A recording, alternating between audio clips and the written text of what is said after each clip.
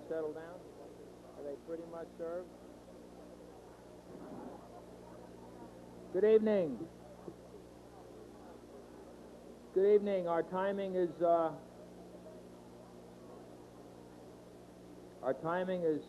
we're ready to get going. We have your attention. Find your seats.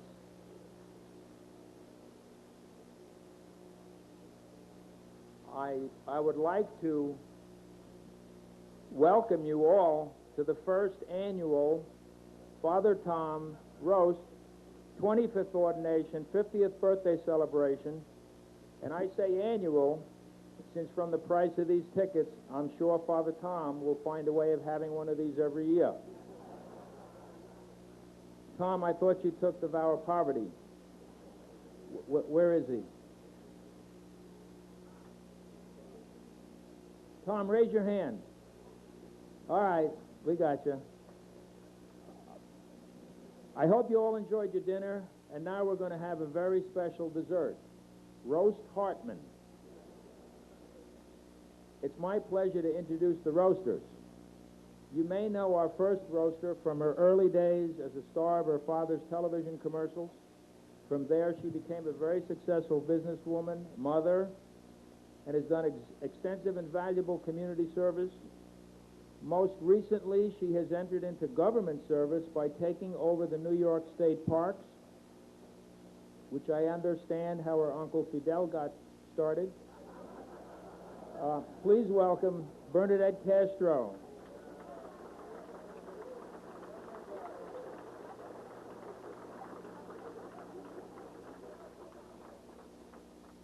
Come on up. We're just going to have you all come up and sit down at the dais, and then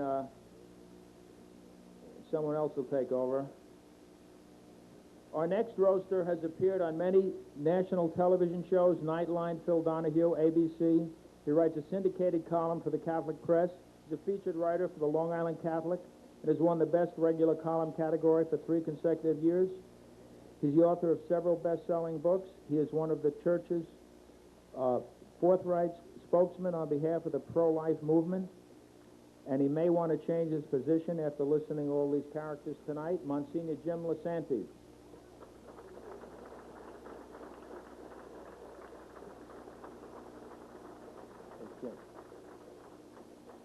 Our next roaster is an extremely successful person in both the public and the private sector. He's a former senior partner of Solomon Brothers, a member of the board of directors of over 30 corporations, including Xerox, Citibank, many others, a founder of the highly successful Westray Corporation. He's involved heavily in philanthropic causes, simply too numerous to mention. In addition to his many honors, he's also received over 20 doctorate degrees from worldwide institutions. He's the author of 2 best-selling books, hundreds of newspaper and magazine articles, and after this enormously successful business career, he entered into government service, being appointed under President Nixon and President Ford as Secretary of the Treasury. Please welcome Bill Simon.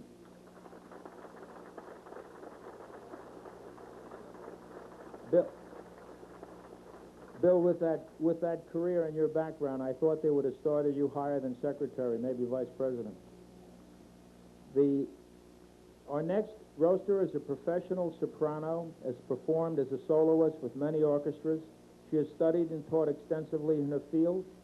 Soon we'll be releasing 2 CDs of original compositions and has composed a special musical roast for Father Tom.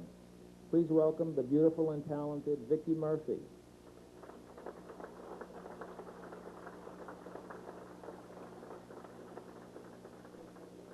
Our next roaster is Tom's youngest sister, the only family member that would say something about Tom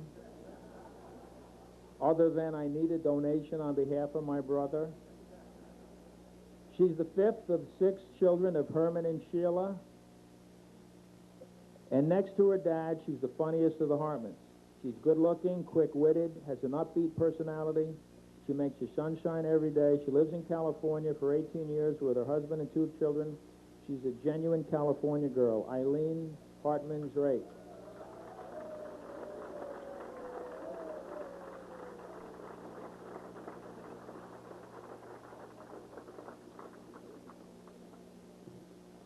Our next roaster is not from California, but it's a local Long Islander, but is known all around the world. He is a scholar, a lawyer.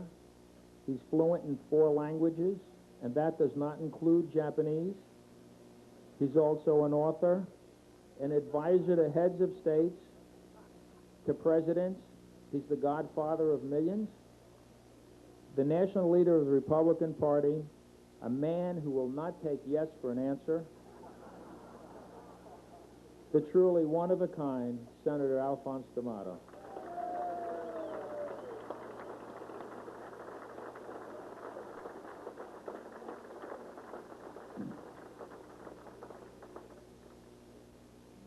This next roaster is the producer of the Imus in the Morning Show. He's noted for his quick sense of humor, his irreverent comments, skillful ability to make guests feel at ease.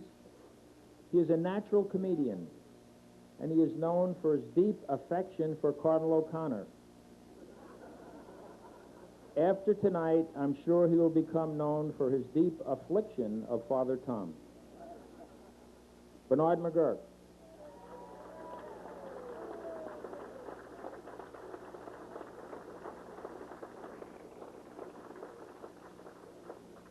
Our next roaster is the rabbi of Temple Beth Torah in Melville.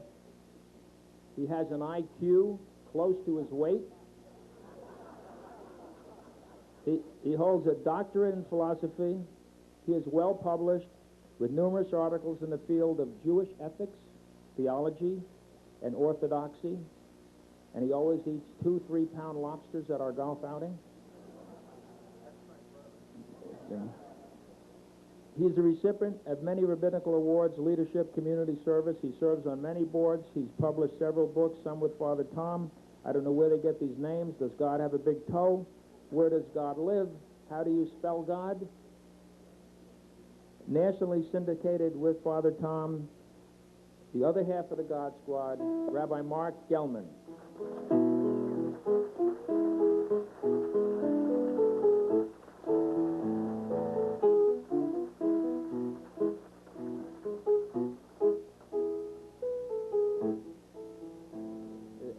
We wanted to make this evening very, very special for a very special person. We wanted to get the very best Master of Ceremonies as host.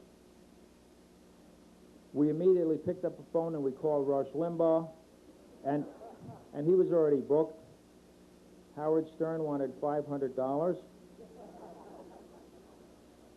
but Imus was willing to do it because since his last speech in Washington, no one else has called except Bill and Hillary's lawyer.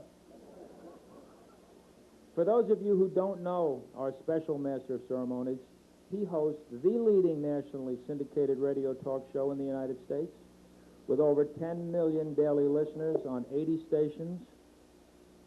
He's the brother of Fred Imus. He's the father of Deirdre. The husband of Deirdre. God. We were... Yeah. Probably the best book salesman in the United States, although he couldn't hype the Senator's book onto the bestsellers list. Please welcome the one-of-a-kind Don Imus.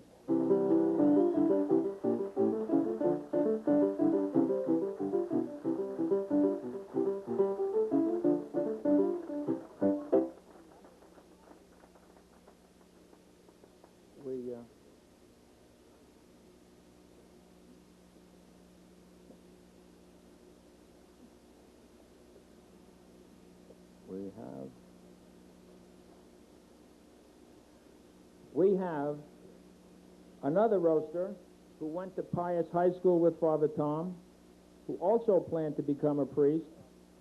His career path, however, changed to become an English teacher. He's now a regular columnist for Newsday, co-author of 2 books, public speaker, MC of numerous events, and has also appeared at various comedy clubs. Please welcome the highly articulate and funny Ed Lowe. Good. Good. And celebrating 25 years as a priest, he's 50 years old, son of Sheila and Herman. He's a parish priest, he's a Monsignor, he's a PhD, he's a director of Telecare, host of many TV and radio shows, appears regularly on Good Morning America, a frequent guest on Imish's show. I'm not going to say anything bad about Tom. There's enough people here who are going to take care of that. He does hold the Roman Catholic Church record for performing marriages, baptism, and funerals. A person who literally says no, never says no, our good friend, Father Tom.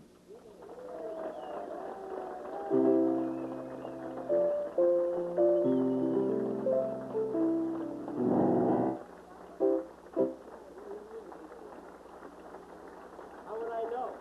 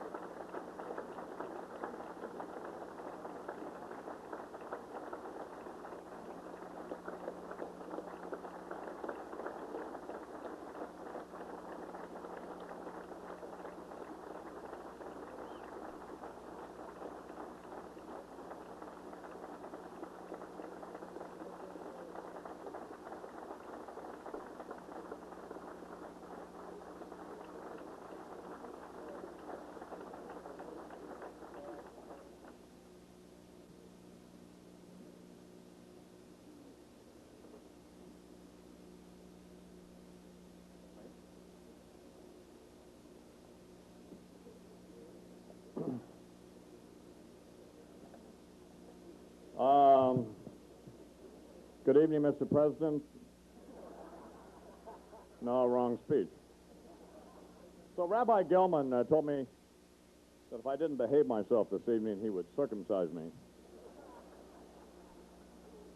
Again. This time with a weed eater.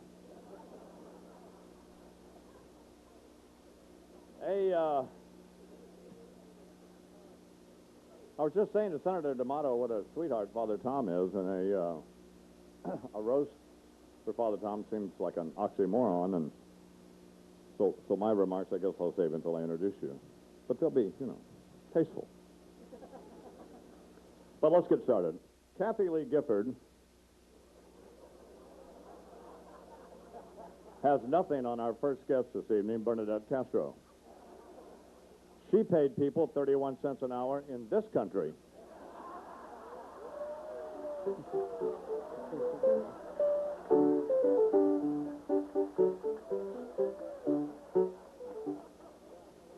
To build those cheesy sofas she used to sell.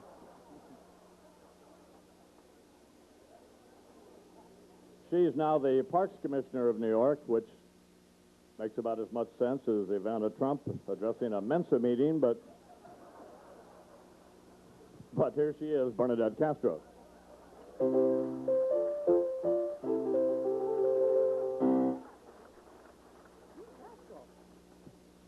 This is not my roast, okay?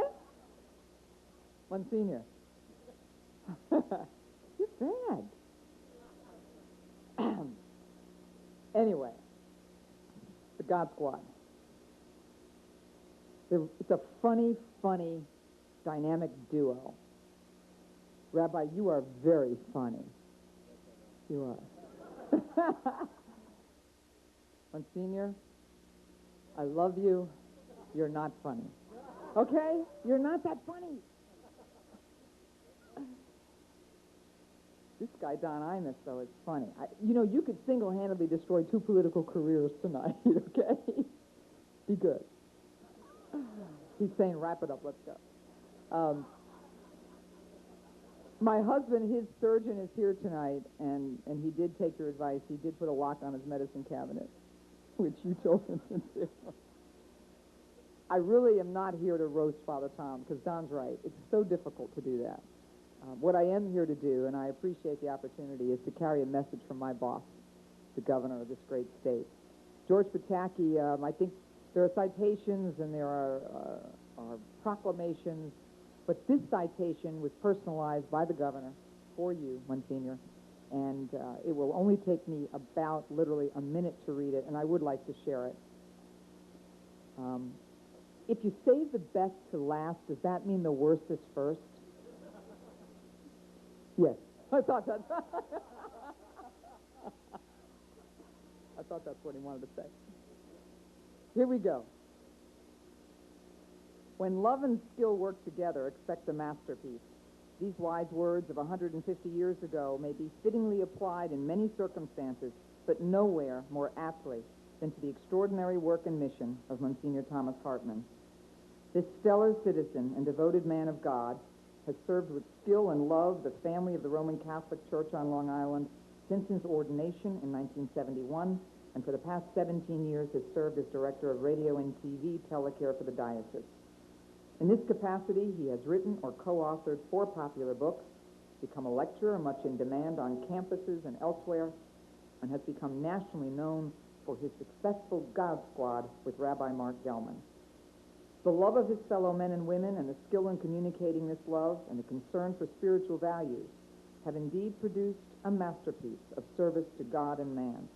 His many community awards and board memberships bear witness to the same. It is with a sense of humility that on behalf of all New Yorkers, I commend, congratulate, and thank Monsignor Hartman upon the completion of 25 years in the priesthood and 25 years of making more humane, more caring, and more fulfilling the lives of countless fellow citizens on Long Island and throughout the nation. Now, therefore, I, George Pataki, Governor of the State of New York, do hereby cite Monsignor Thomas J. Hartman. May he continue to perfect this masterpiece in our midst for many years to come.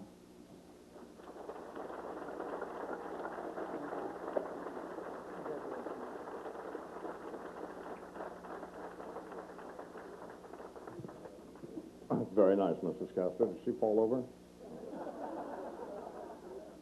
Gee. Well, one of the benefits of this evening is they wouldn't tell me who was going to be on until just before I walked up here, so I couldn't think of anything horrible to say about these people. Not that I would, of course. They're probably not Democrats. Please now welcome Monsignor James Lisante.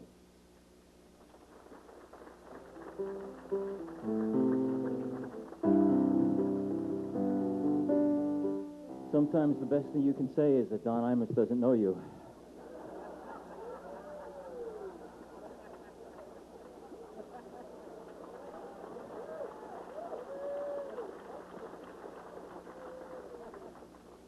I'm here as a priest 10 years younger than Tom, who has always worshipped Tom Hartman and wanted to be just like him, to a point. But there are times when you want to step out of the man's shadow. Let me give you some instances of what I'm saying. I just got my first parish. 15 years a priest, and I get my first parish, and the headline in the local newspaper is, "Famous Priest to be Pastor." The first line says, Monsignor James Lisante, perhaps the best-known Catholic priest on Long Island, after Tom Hartman. Even in my parish, this is what I have to face then. A few months ago, I get a call from Fox Television saying, we'd like you to be the commentator, to be our narrator for the Pope's visit to New York. I said, I'm thrilled. I've always wanted to do that kind of commentary. And what made you call me? And Tom Hartman wasn't available. About a month ago, I got a call from the Charles Grodin people. I've always enjoyed Charles Grodin, the same thing. You want to talk to me about one of my books? That's great. How come? Tom's busy that night. Tom Hartman is an amazing man, but he's hard for a priest to take because he's an awesome, incredible, talented guy.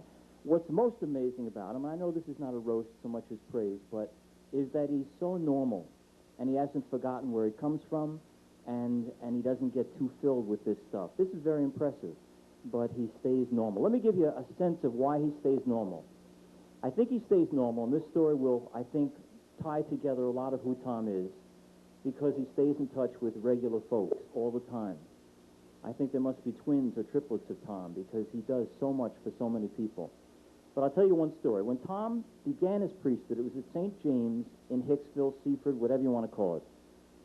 And some of you know him from there, right?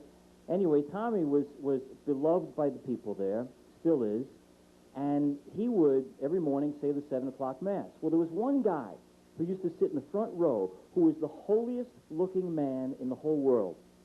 And he would stare up at Tom, and he would pray intensely, and there was this beautiful, beautiful spiritual bond between Tom and this man.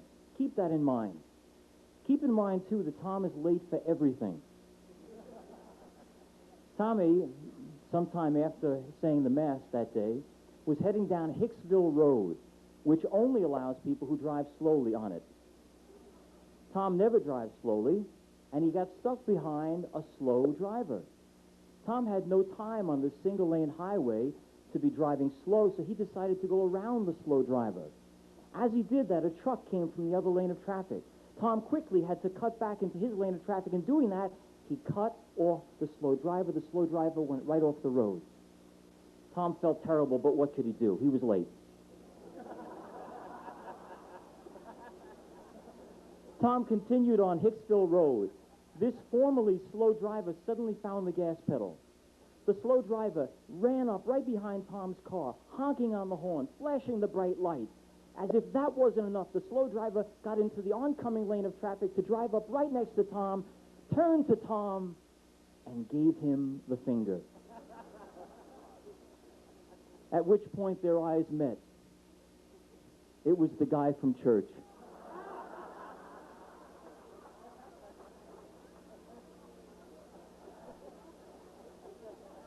Now, what you would have done, what I would have done would be different. What did Tom do? He gave him a blessing. The next morning at the 7 o'clock Mass, that man was sitting in the last row. That is Tom Hartman. Good, kind, crazy, wonderful, an inspiration to everybody, but especially to a young priest like me, a big brother whom I love very much.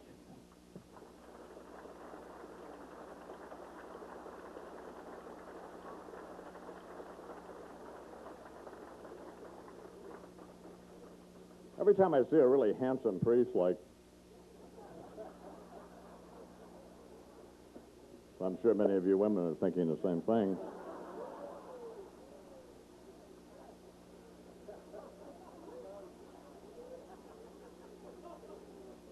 William Simon enjoys the distinction of having served in the Nixon administration during Watergate and having not gone to jail. Please welcome the former Secretary of the Treasury, Bill Simon.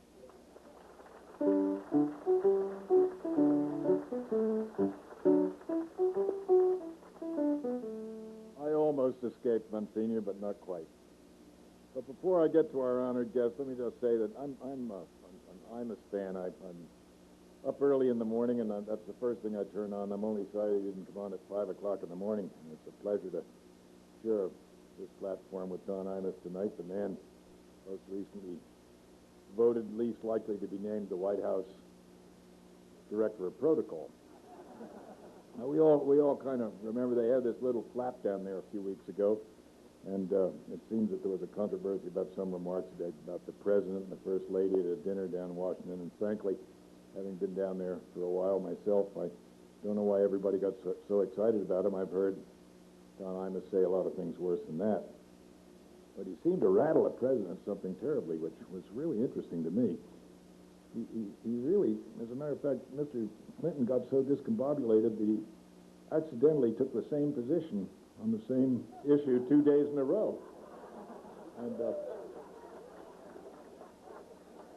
well, I've heard that for all of his irreverence, and I know that listening to him, and he has a delightful sense of humor. It's very refreshing at 5:30 in the morning, I can assure you. He actually owes quite a lot to the Catholic Church, because I heard that as a teenager, he used to hang around the confessional booth on Saturday afternoon, then choose which girl to ask for a date, depending on how long she stayed in the confessional.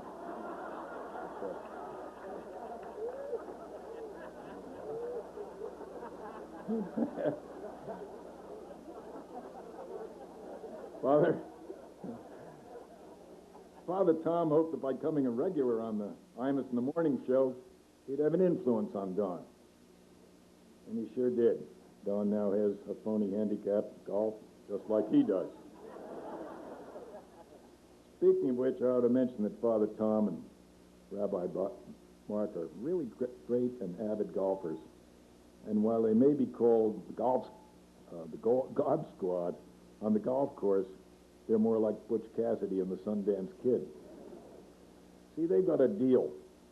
They bless each other's handicaps, which justifies the outrageous numbers.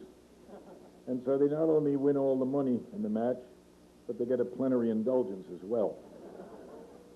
Now, I'm worried about playing with them. They've asked me to play, and it's a little intimidating, you know, when you come to a water hole, and I have to go around it. And so if we do play, I'm going to make it easy on myself, as that old song goes. And I intend to get their blessing on the first tee, give them all my money, and have a nice day. But you know, I was thinking about what to say this evening. I realized just how hard it is to roast a man who's filled with goodness and kindness, as Father Tom, and who is such an outstanding disciple of God and such a powerful communicator. I mean, if Mother Teresa drove a car, I'll bet she'd have a little statue of Tom on her dashboard.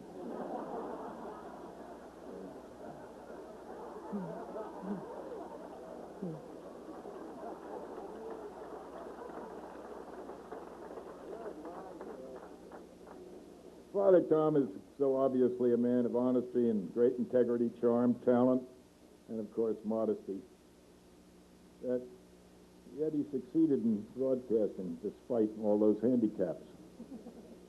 And of course, we also have Father Tom to thank for tonight's dinner. Isn't it amazing what he could do with 7 loaves and 3 fishes?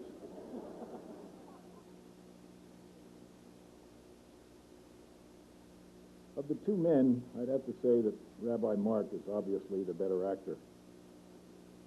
And I'm sorry to say that, Father Tom, because people believe he actually likes Father Tom.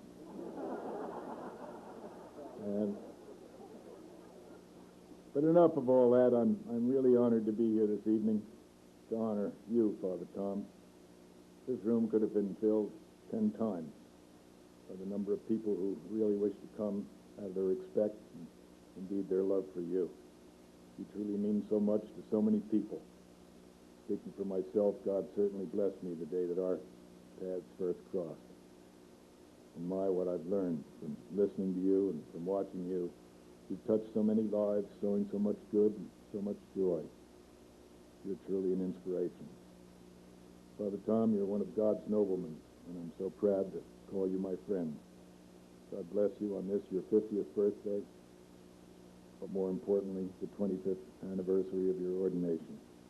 May God continue to bless you and keep you here with us for many years to come.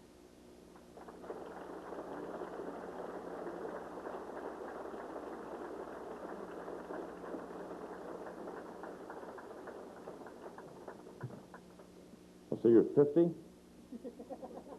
And you weren't ordained until you were 25? Probably not.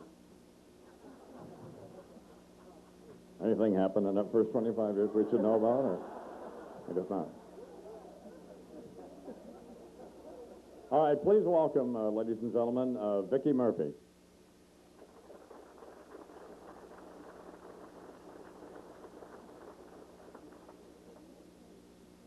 Working? Here we are. You have to figure out I'm as if I'm Marilyn Monroe or Madonna or just a simple little church singer. I'll tell you how we can tell if you're Madonna.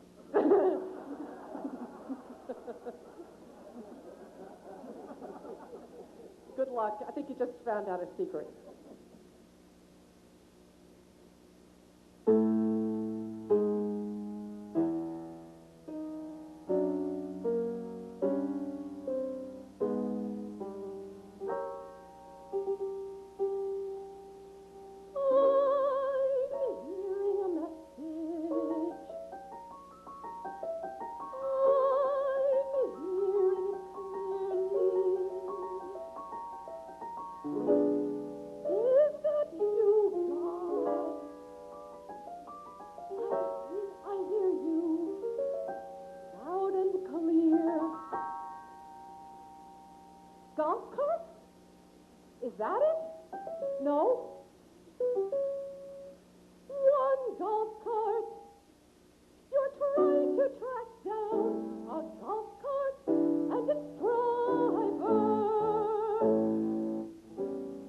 want to know where?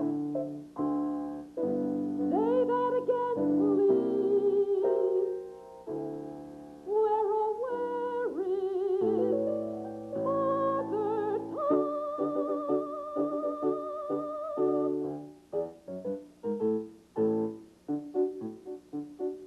Father Tom, someone big is calling you. Are you at the golf course with the I-Man, or maybe at home? Father Tom, someone really big is calling you. Are you with the rabbi, or where's my comb? We know you have things to do, but if you miss this chance with you know who, you won't have a friend. So Father Tom, where are you? Where are you? Someone big is calling you now. A call like this doesn't happen every day, and it may seem a bit odd, but odd ain't nothing, my friend, till you see the God Squad. Oh, Father Tom, please answer us. This pressure is hard to take. Where are you, Father Tom, for heaven's sake?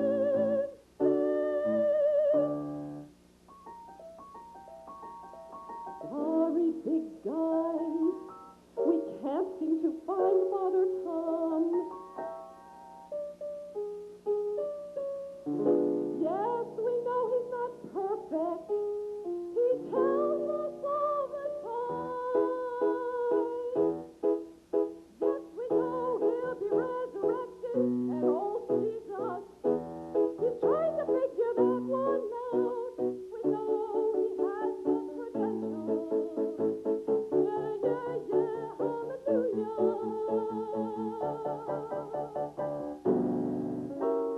Caller? Caller, I'm losing you. Hello? Hello? Big guy? Are you still there? I hear you, big guy. What is it? What? I can't hear you. You'll send it back? Oh. Thank you. Dear Father Tom, happy 50th from the big guy.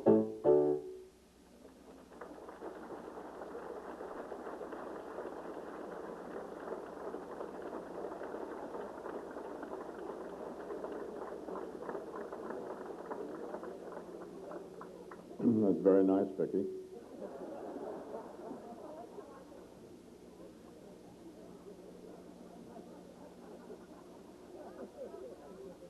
My wife and I were married on an Indian reservation in Utah by a Navajo minister, and Father Tom made that trip to kind of walk this Navajo minister through it because, well, he wasn't drunk, was he? But he was. So, I guess we're even, aren't we? Okay. All right, ladies and gentlemen, please welcome Ed Lowe.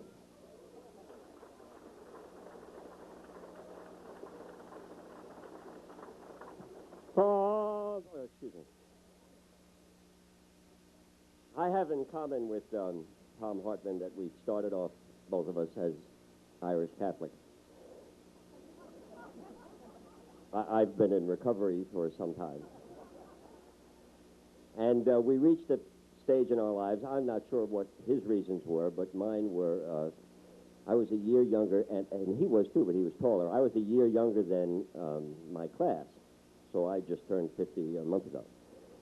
And something happens when you hit pre-adolescence, where 50% of the species matures physiologically a year before the other 50%, leaving the other 50% sort of intimidated for a year. If you're a year younger than that 50%, you're intimidated for 2 years, or you're doubly intimidated. If you're an Irish Catholic, you're doubly intimidated for 2 years. 1 year you're sitting next to Susan Martin, the girl, and the next year you're sitting next to Susan Martin, the emerging woman. And if you're not doing any emerging yourself, so I decided to become a priest. I didn't know how to talk to fully 50% of the world, so celibacy seemed an option. Of course, what I knew about celibacy was it was a little bit like asking someone who was raised on an Alp to never surf again. I thought we were going to sort of major in poverty, chastity, and obedience. My father was a $3,800 a year Amityville village cop, and I was a 13-year-old Irish Catholic. So I had poverty and chastity down pretty good. I failed at obedience, and of course, as the years went on, I sort of abandoned chastity.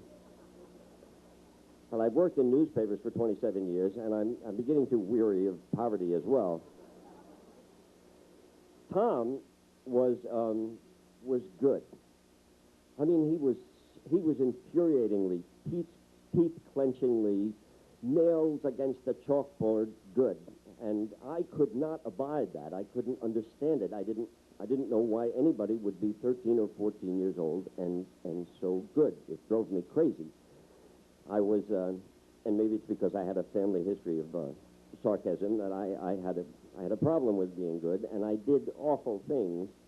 No felonies, but for instance, we studied Latin, and I didn't study Latin. I tried to get away with cheating, but we took Latin. And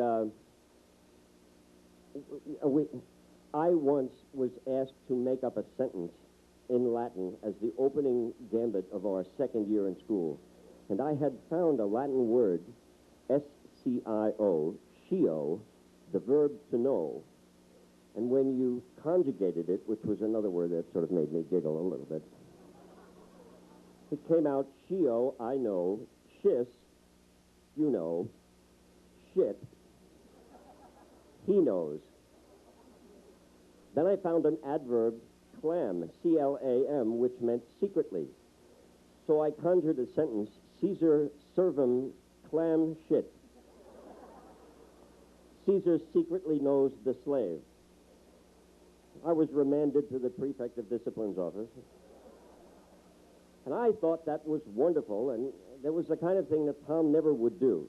I also, by the way, discovered, I don't know how many Latin scholars there are in the room, but I happen to be one of the few people in the world, I think, who knows the origin of the name, if you'll forgive me, Imus. You may know that amare is the verb to love, amo is I love, amas is you love, amat is he or she loves. There's a more obscure word in older Cassell's Latin dictionaries, imo, I love myself. I'm is, you love myself. I'm it, he or she loves myself. And the first person plural is I'm us, we love myself.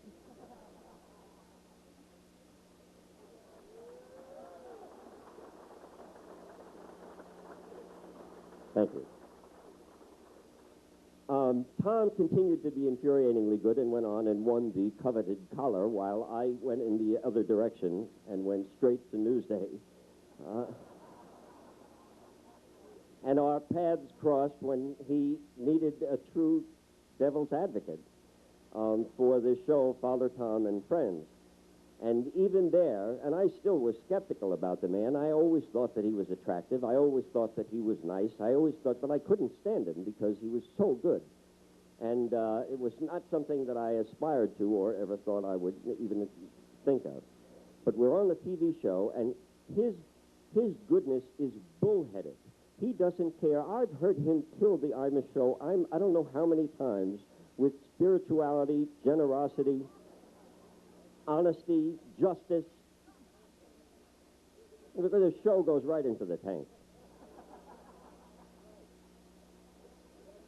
Justice and honesty and goodness has no business on the Imus show. So we're on the show together, and it's 3 days after New Year's, and Tom, on the walk on the hallway down to the studio, is talking about New Year's resolutions. Now, TV is his game. But I've learned that these shows are aired 3 weeks after we tape them. So I'm saying, Tom, you don't want to talk about New Year's resolutions now. I mean, this show is coming on in spring, and people aren't going to be thinking about New Year's resolutions. But he has it in his head, and it sits there and festers and blossoms.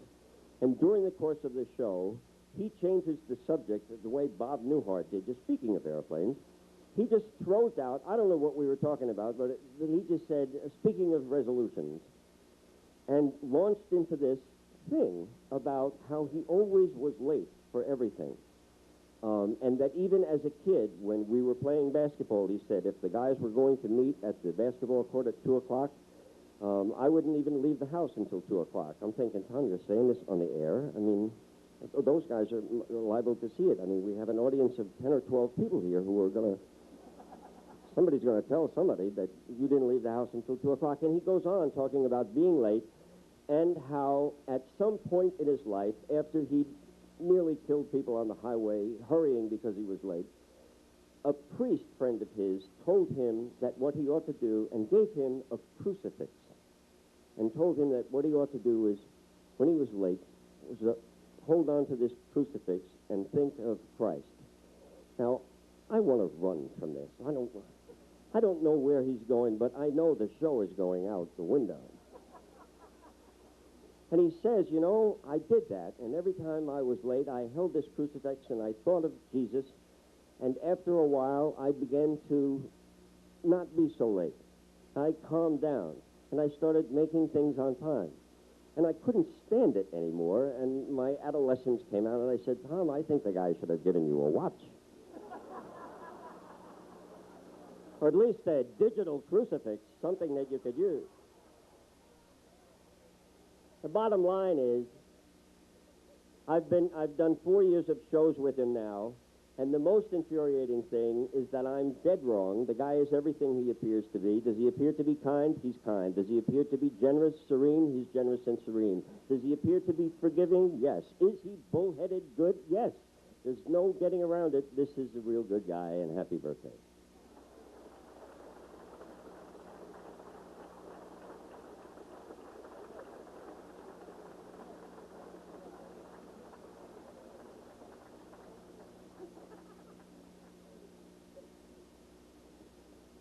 That was great, Ed. Well, what? It was good. Well, I'm thinking about something else. Here now, Father Tom's sister, I just asked him how to pronounce her last name. Well, just Eileen Hartman Zurek, is that it? Okay. Well, please welcome Tom's sister.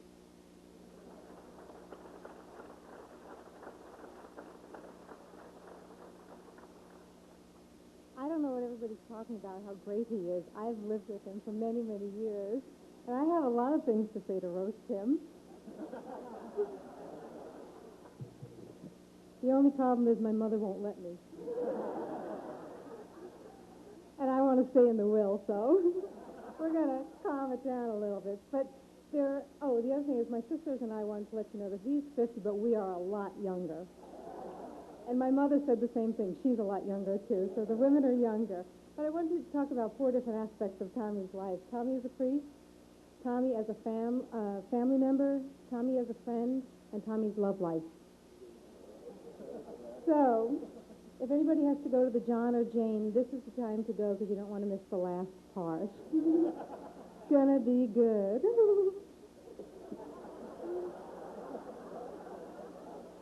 Sure you still want me up here? Why aren't you more like her? Anyway, well, Tom started out as kind of a nervous priest. I mean, I know you all think that he just comes naturally to him, but it didn't. I spoke with Father Manning, who was his first pastor, and he said Tom was very nervous the first time he started to speak. As a matter of fact, he used to suggest to Tom, put a little glass of vodka up at the pulpit, and when you go to talk, if you get nervous, take a little swig. They'll just think it's water. Not to worry. So Tom tried this, and he took a little swig, and soon after, he was just talking up the storm. So Father Manning called him into the office on Monday and said, Tom, we need to talk about your talk. How'd it go? And Tom said, I think it went great. And he said, well, there's just a few minor details I want to tell you that. Sips of vodka, don't gulp it. There are 10 commandments, not 12. There are 12 disciples, not 10. Jesus was consecrated, not constipated. We do not refer to Jesus Christ as the late J.C. The Father, the Son, and the Holy Ghost are not referred to as Daddy Jr. and the Spook. And we do not refer to the cross as the Big T. And next Sunday there will be a taffy pulling contest at St. Peter's, not a Peter pulling contest at St. Taffy's.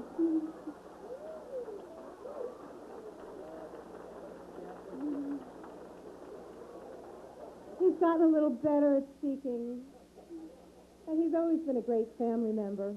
I asked my mom, what do you think I should say about Tom? My mom is the sweetest lady you'd ever want to know. And she said, he was horrible. I looked at her, I said, Mom, horrible. He was colicky. He screamed his whole first year. But I said, well, he had a lot to say, and he's still saying it. And I asked my sister, I won't say which one, tell me about Tom. And she said, well, Tom never did anything wrong around the house, because Tom never did anything around the house. We were sure that Tom became a priest because he hated to do the dishes. This time was kind of a fun time. Mom had already burnt the dinner. We already ate it. And then we all had to do the dishes while Mom and Dad relaxed after a busy day. Well, Tom, we called him DTBG, stands for Dish Time Bathroom Goer. Dish time, Tom's in the bathroom. Then when he would come out of that, dishes were still doing them. So he would go and start talking, pontificating about these religious things that we were all supposed to go, oh, this is really important. I guess you don't have to do the dishes, Tom. Well, then he started pontificating so much he became a priest, and he started writing books, thinking more people wanted to listen to him. Well, we have a brother, Jerry, who passed away, but Tommy would always send Jerry one of his cherished books, and Jerry would open it, and it would say, to Jerry, but Tom always spelled Jerry's name wrong. So Jerry would say, look, he did it again. So I have to go to Tom and say, it's spelled with a J, like Jesus. Get it right? Jerry, Jesus. Jerry, Jesus. And I go through it, thinking, it's like talking to my 6-year-old. Okay. Tom writes another book, figuring Jerry wants one a copy. He sends it to him. Spells it wrong again. Gerry. But I think Tom must get God and Jesus mixed up because he did it. Jerry God instead of Jerry Jesus. Somebody mentioned how Tommy was always late. He was. You have to understand, my father, Herman the German, well, you always had to be to church on time. But after church, well, first of all, Herman liked these Volkswagens. So we would get a good deal on all these Volkswagens. We had like 10 of them around the house. It was like Bug City. Because Herman would get them with a dent here and a dent there. And Herman didn't want to spend the extra money. There were 8 people in the family, taking 2 cars to church. We could fit. So we would all pile into this Volkswagen, pile them on top of each other. Well, after church, we would go back to the Volkswagen, and Tommy would pontificate. We would all sit there in the Volkswagen, waiting for Tommy to finish. He would finally come back, so we decided we weren't going to go to church with Tommy anymore. Well, this brings me to Tommy's love life. Now, I remember when I was a teenager and Tommy was becoming a priest. If a guy went to kiss me, he would say, well, you have to tell your brother in confession? If I didn't like the guy, I would say, oh, yeah, you better not kiss me. If I liked the guy, nah, no problem. Well, anyway, a lot of people also ask me, Tom, you said 25 years before he became priest and everything, did Tom have a love life? Well, I'm here to tell you, yes. Tom has had a wonderful love life. I'd like to expand on this. Well, you know how when a woman is having an affair and she says to her children, or This guy is Uncle Bob, or it's kind of quiet in here. This is your Uncle Bob, or this is your Uncle whoever. Well, this is how I know that Tommy has had a friend. He told me about this woman, and he likes to go to they like to go to a sweet plantation, a soup kitchen together. And so he wanted me to meet her. And she just gotten out of the shower. She had this white thing in her hair, and she looked a little bit older. And he introduced her to me. This is Mother Teresa. I know my mother's name isn't Teresa. So that's who Tommy's love life was. And I thought he could have had somebody a little younger, but now I understand who she is. So, Tommy, we love you.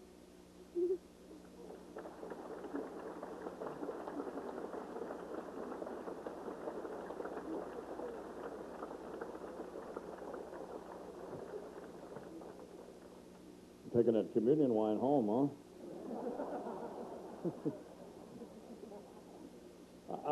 I realize this is essentially a nonpartisan affair, and it's really isn't about politics, but I seldom get an opportunity to say anything nice about any politicians.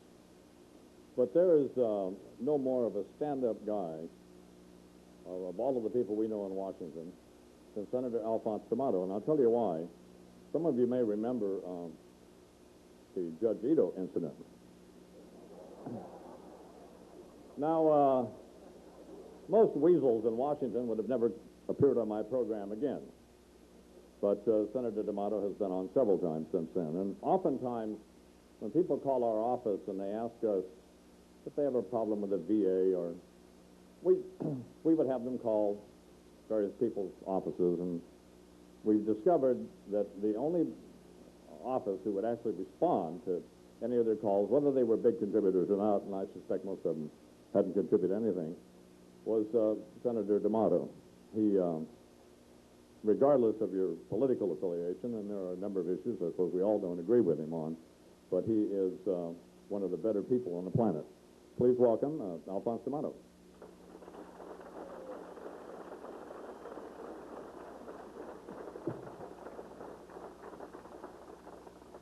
First, let me say, Don, from the bottom of my heart, thank you for what you've helped me do with my political career. You have emblazoned it for all times. I want to thank Father Tom, because up until now, until Ed Lowe spoke with such an erudite manner about your background, Catholic high school here in Long Island, and then he started to talk about your attributes, kindness, generosity, serenity. I knew that I missed my avocation. Just think. I think I would have gone just Monsignor. You wouldn't have been only a senator. We would have had a candidate we could elect this year.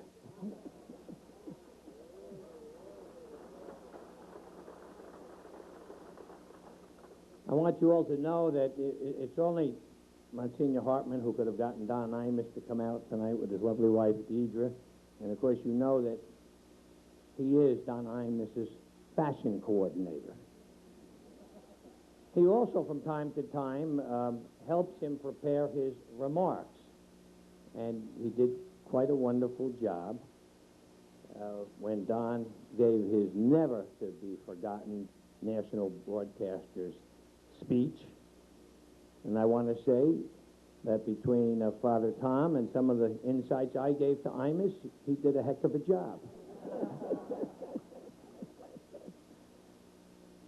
Let me say that it is not an easy thing to roast someone like Father Tom. And I'm not going to attempt to do it. But I will say that we are filled with pride and gratitude for your being who you are, doing what you do, and the manner in which you do it. You make us all feel proud to know you, to be with you, to share in this wonderful, momentous occasion. And I have to tell you, Father Tom, it was just about 2.5 hours ago that I was praying to baby Jesus that I would be able to get here, because we ran into a lightning storm coming down from Binghamton, and it took 2 hours instead of 1 hour.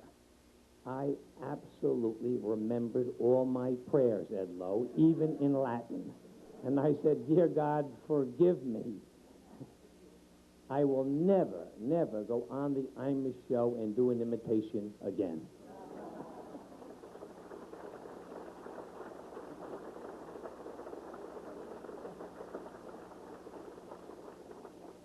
Senator D'Amato even forgave me about that unfortunate comment about the bodies in the trunks of the cars. Next time he said it would be mine. Well, this is a huge mistake.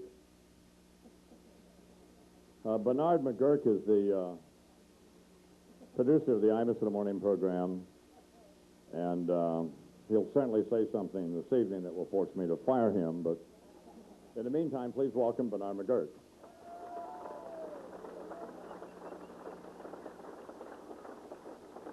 Thank you, Don Imus. Thank you, the I-Man. And before I get to Father Tom, I would like to be, for a minute, I'd like to be serious. And a lot of people think that on the Imus show, a lot of hatred, a lot of anger, and I'm here to say that on the Imus in the Morning program, we're actually like a family, the Menendez family.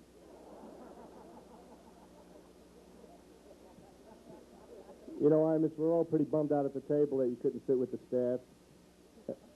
I think the only people more bummed out are the people who are sitting at your table. You are a social leper. It's like eating with somebody that has Tourette syndrome. Oh, the goddamn meat tastes like leather. You know, this waiter can't suck it up. Can this guy get any fatter? Goddamn behemoth. But in any case, before I get to Father Tom, I'd like to say that the I-Man, we all know him, he looks good. The I-Man looks very good. He looks good enough for an open casket, wouldn't you say?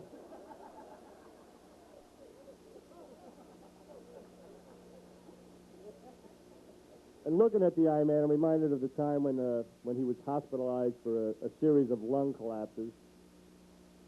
Don't get me wrong, I'm not trying to wax nostalgic here or anything. Look at Breen and Eileen smiling. I just remember that Father Tom and the rabbi, they were up in Imus's hospital room over there in New York Hospital, where they claimed to have prayed for his future good health. Looking at I-Man now, I believe that instead of a prayer, it actually was a moment of silence. You tell me. Of course, Bernadette Castro's husband, the esteemed Dr. Peter Guida, he performed the surgery on Imus. Dr. Guida told Bernadette that at times he felt like he was doing an autopsy.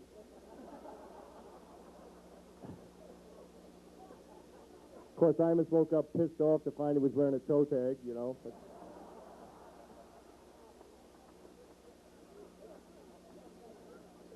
But that surgery was successful. However, the next time the I-Man was in the hospital, things didn't go so well. We've all heard horror stories about, you know, somebody getting the wrong foot amputated.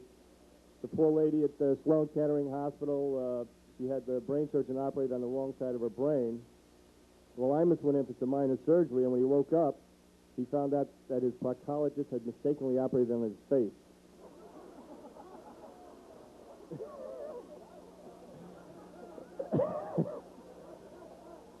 Is he laughing? But thankfully, things have gone very well for the I-Man. They've gone very well. He's continued his sobriety. We all know he snorted half of Peru. Single-handedly put Pablo Escobar's kids through college. His radio show is syndicated nationally with big ratings, which makes me wonder why people are so cynical about this new movie Twister. You know, they're wondering how they can get 2 hours out of a tornado. We get 4 hours a morning, 5 days a week out of a two-legged bag of wind with no special effects. Go see the movie. But as you all know, God bless him, before we get to Father Tom, As we all know, Imus married a young girl. A young girl. He's in one of those marriages where her teeth are starting to come in and his are just falling out. God bless America, baby. And as the I-Man said before, as you know, the Imuses were married out in an Indian reservation in the middle of the desert somewhere. And of course, Father Tom made that trip, which was a slightly less arduous journey than when the Joad family headed west to California. Planes, buses, mules, but good old Father Tom, he was there. Rabbi Gelman couldn't be there because, unfortunately, he had made plans that day to have his Beamer at the car wash, which you have to admire. And I've since gotten a bootleg videotape of the wedding. And watching it, I see a lot of similarities between the Imus wedding video and the Rodney King video. While both make viewers gasp, wince, and wonder why, the one major difference was that in the Rodney King video, nobody was acting. Then, of course, before we get to Father Tom, there's Imus's brother. There's the I-Man's brother, Fred Imus. And believe me, nobody's going to mistake the Imus brothers for the Baldwin brothers.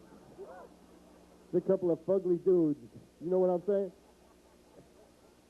Fred, of course, now markets a chain of clothing very successfully. He's completely bald, totally laid back, and he absolutely doesn't care. Fred only dates women that at the end of the night he can let the air out of. Does not care. Believe me, Fred's one chemistry class away from being a Unabomber.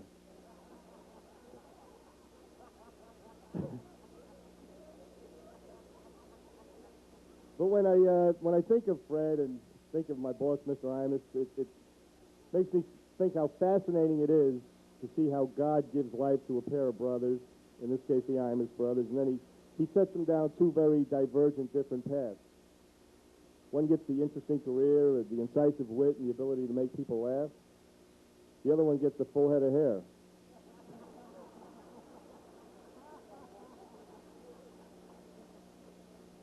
And Don and Fred, as you know, they both like to wear cowboy hats. And of course, we all know what a cowboy hat and a hemorrhoid have in common. Sooner or later, every asshole gets one.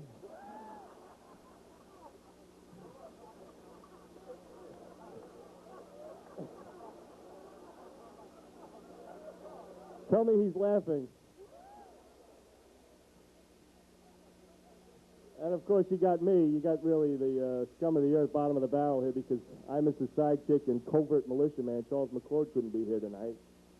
He wanted to make sure he was home watching the hockey playoffs, because McCord loves hockey, because as everyone knows, the only thing black in hockey is the puck. And they keep smacking that around with sticks. Which is no surprise with Charles, because we all know that he watches the movie Roots backwards so he can see the blacks going back to Africa. Very sad. And of course, here tonight is the Imus Morning sports geek, Mike Breen. He's the howdy-doody looking doofus with the drain pipe neck and the rumpled suit over there. Before we get to Father Tom, Mike is also the radio voice for the New York Knicks, whose next coach they should recruit from the Department of Corrections. All I have to say is that before the Knicks beat the Bulls, which Mike predicted they would, Louis Farrakhan will tap dance in a production of Fiddler on the Roof. He'll sing Mammy at a B'nai B'rith organization meeting or something. Wake up, Mike. What are you, and Clyde smoking something over there? And I Miss the Morning Traffic Girl. She's here this morning, or this evening. Have another beer. She's the one that looks like a young Tammy Faye Baker over there. Kind of a cross between Madonna and Pamela Lee Anderson, who are both pregnant. God bless America. That's great. Before Eileen got married, she had such a reputation. The running joke was, what do you call a movie about Eileen, her sister, and three of their friends? 5 Easy Pieces. And Eileen, she's no Gene Kirkpatrick, believe me. She's no rocket scientist. You know those signs on the highway after you go through a construction zone, they say end construction? Eileen thinks it's a protest movement. She thinks euthanasia is a Chinese children's group. She asked out loud at the table if the Electoral College was co-ed. Mike Breen said that he thought it was. And God bless him, I love Senator Alphonse D'Amato. I love Senator D'Amato. I think he's doing God's work down here in Washington. Lock and load, Senator Al. Lock him up. Senator Al recently broke up with his girlfriend, the beautiful millionaire TV reporter Claudia Cohen. She's since been seen dating people like Irving R. Levine and Admiral John Poindexter. But this next one, Senator Al will appreciate. What do you get when you cross a crooked lawyer with a crooked politician? Chelsea Clinton.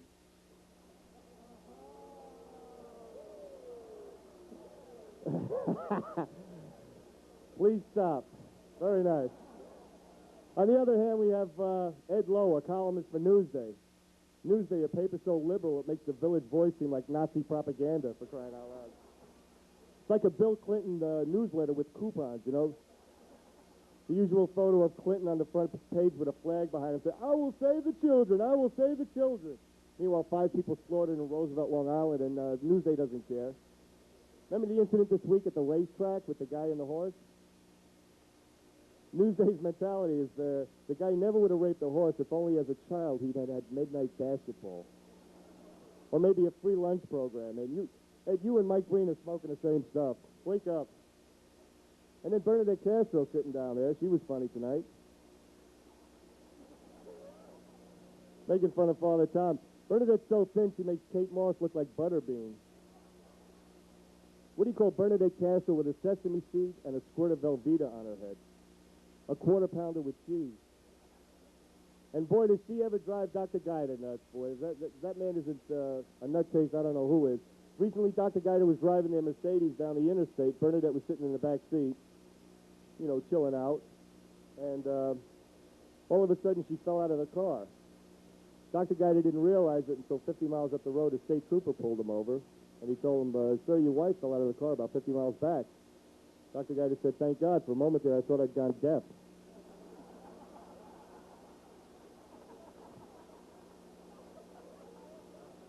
Is he glad she's in Albany or what?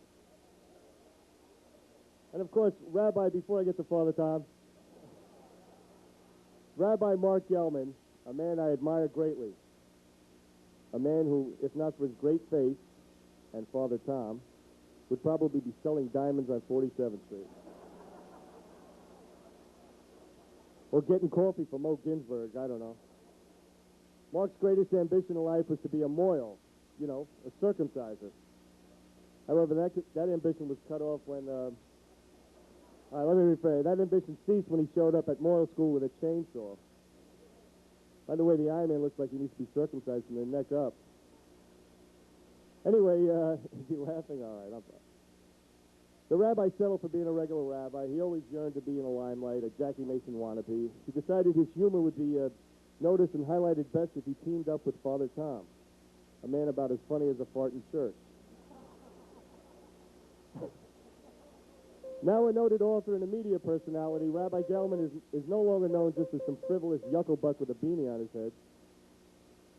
He's getting paid. Now he sees Father Tom as an albatross, much as Dan Rather saw Connie Chung some months back. The rift widened when they had a fistfight at a broadcasters convention in a Manhattan hotel where Father Tom caught Rabbi Gelman having himself paged.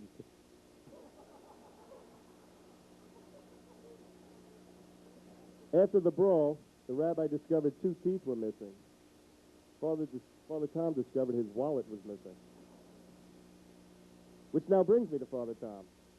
Thank God. Now, how the hell do you roast Father Tom? Pardon the, he makes Captain Kangaroo seem like a dirtbag. What do you say? He makes Mother Hale look like a gangster bitch. I mean, as a kid in school, he was such a goody two-shoes that when the teacher asked him who knocked down the walls of Jericho, Tom said, "I don't know, but I didn't do it." So good. He didn't just bring the teacher an apple, he brought her a damn fruit plate. Father Tom was the Urkel of the 50s. To this day, Father Tom has trouble with words like shuttlecock and pussy willow. He's too good. He doesn't just turn the other cheek. Tom offers his assailant a baseball bat. But recently, Father Tom has shown us a human side. and cast the first stone, ye who has not sinned. That's what I thought. As you know, Father Tom, God forgive him, accepted a role in a movie produced and directed by America's favorite aardvark, Barbara Streisand. A decadent woman who could easily be the mother of Joe Camel.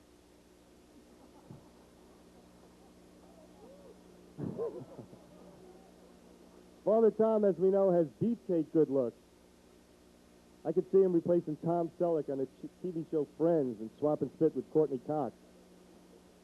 And if not for his lack of tattoos or felony convictions, Father Tom would be a suspect on the list of who fathered Madonna's baby. That and the fact that they did the filming last December has led many to wonder whether or not Streisand gave Father Tom a little Hanukkah bush. You know what I mean? I fully expect to see a story in the National Enquirer or the Star magazine about how Joe London personally had a moment with Father Tom. Anyway, that's why I say Father Tom for last. I'd do anything for Father Tom. It's an honor to be here. I love him. I went through Harlem with a Confederate flag, waving it. God bless you, Father Tom. Happy birthday and congratulations. We love you very, very much.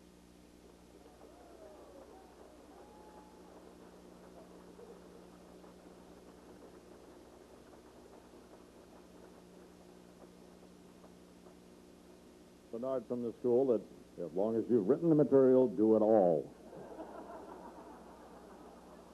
Jesus.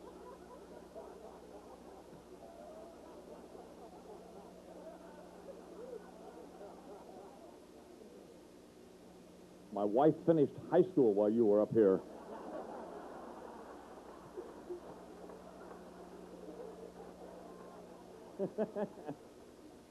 Well, here now, the only man who insisted on an appearance fee, Rabbi Mark Gelman.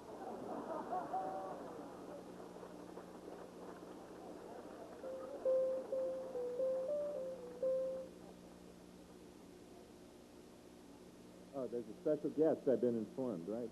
Oh, yeah. Special guest, that's right. Is this why I'm supposed to interview? This has got to be something just so painfully lame that it's going to, you know. You really want to do this? Okay, here now a special guest.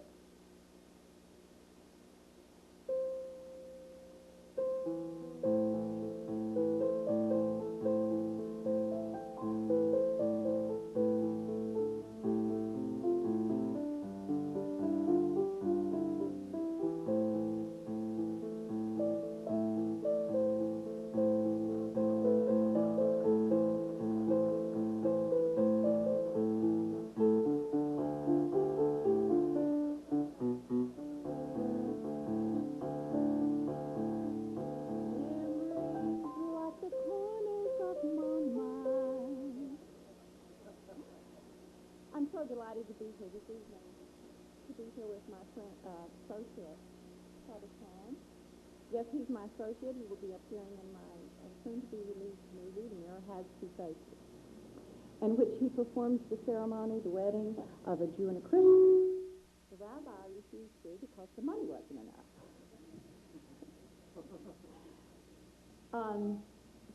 I'm very delighted to be here tonight. This is a very special evening for me, and I'm happy to meet you. And I will be in the lobby later to sign my soon-to-be-released, autograph my soon-to-be-released book, People Who Need Nobody, but people who need people. Good night, and God bless you all.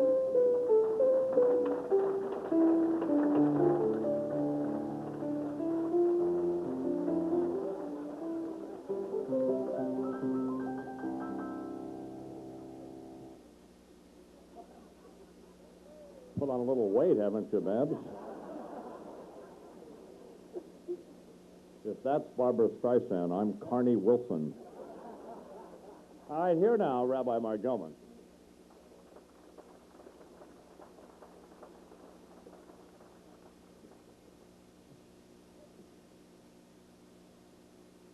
To do what I have to do, I have to just do two things. I have to get ready.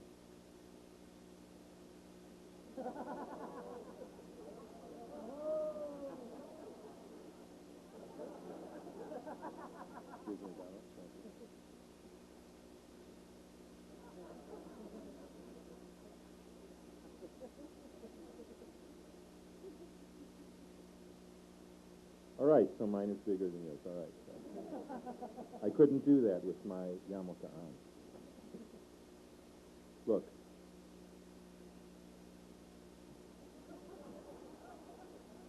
The church singers, choir, Dickie Murphy doing Jesus songs. 700 people here who adore you. Honestly, Tommy, the only difference between a canonization and this evening is the cannoli. That's it. That's the only difference. And what I have to say, which wouldn't be said at a canonization feast, which I fully expect to happen sometime long after I'm gone and after you are proceeding in your next incarnation up the great wheel of life, priest, how does that go? The priest, bishop, cardinal de tutte capi, then there would be pope. But I don't think Pope Tommy works. I think there's a marketing problem with that phrase, Pope Tommy. I think it's just a little too casual. So he's 50. He's been a priest for 25 years. I've done the math. That means he's been a priest for about half his life, roughly. And I think we have to consider what I consider every morning when he calls at 7 in the morning after already healing a few lepers, doing Mass. Just want to tell you something. At 7 in the morning, Betty and I are not healing lepers.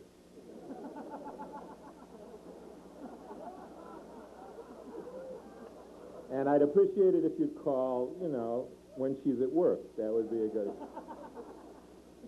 So, anyway, I want you to know that 25 years as a priest, and Jim can attest to this, it does something to a guy. I mean,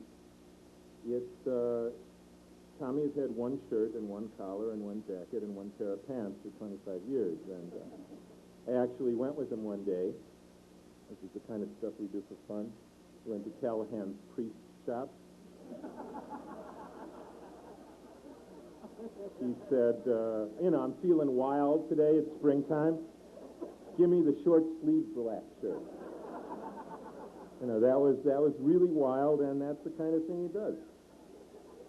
And that's pretty much when you're a priest for 25 years. That's the kind of thing that happens. You begin to like chipped beef on toast, macaroni and cheese, swine flesh, and all the other things that Gentiles eat.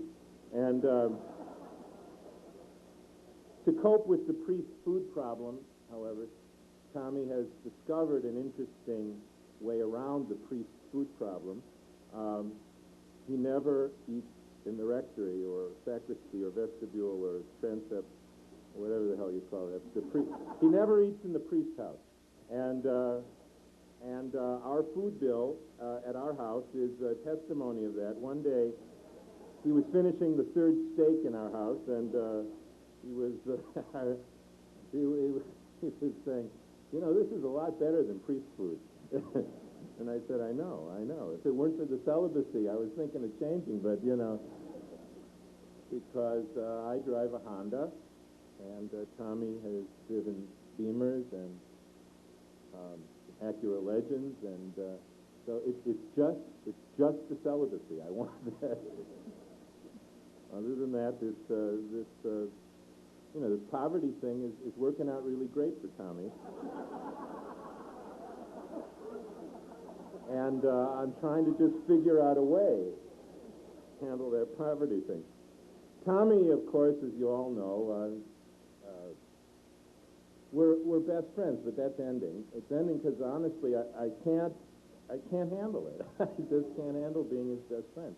It's a problem. You go to movies. He's like a living saint. You can't have a best friend who is a living saint. Ed Lowe knows that. Where were you? Why didn't you tell me before I got in deep with this guy? And, you know, you go to movies, there's the halo problem. Hey, turn out the lights. There's no lights on, it's just Tommy. Oh, all right, okay. There are things he has done. These are true stories, and it's hard to believe that because I lie a lot. And, but I always lie for some good purpose. And so I think it's sort of all right. It's vaguely charming. But these are true stories. You need to understand what this man is capable of doing. We were out, really at the early stage of our friendship. We hadn't, well, that's another matter. But it was early in our friendship. We were crossing the 59th Street Bridge. He says, stop. I said, what? What are you, nuts? He said, stop. He said, stop the car. We stopped the car. He jumps out of the car. True story, on the 59th Street Bridge, gets out of the car, runs in front of the car, grabs a jagged piece of metal that's on the roadway that could shred somebody's tire, holds up traffic with just one of his priestly arms, uses the halo to grab onto the piece of metal, pulls it off to the side, and gets back in the car. So I said, as I recall it, if you ever call me again, I'm going to call the police. We once went out, you know, we go out. We go out drinking and eating. I've taught Tom how to eat, and Tom has taught me how to drink. And as you can see, I'm doing a much better job. And we were out, and then we're coming home, and Tommy says, let's go to North Shore Hospital. And there's a woman there who's dying, and I think we could go and comfort her. And I said, what are you, nuts? This is just not my idea of a good time out. Now, most of you who know me well know I'm not really that compassionate. I try, I used to, you know, and with Tommy's help, after like 2 weeks of really just, like this, really trying, I can get like about, 15, 20 minutes of compassion to squeeze out of me. But basically, I'm not that compassionate a guy. If you are a paid-up, dues-paying member of my congregation, I will talk to you between the hours of 9 and 5. That's it. I will talk to one selected relative, and I will punch a little card that shows that I talked with that relative. That's it. That's it. So when he says, let's go to North Shore Hospital and talk to a dying lady, I said, okay. Probably be good for compassion. Because he always has this way of talking me into this goofy stuff. Let's go to South New Jersey, to a Rosary Society for free. And, I come home with Jesus Loves You potholders.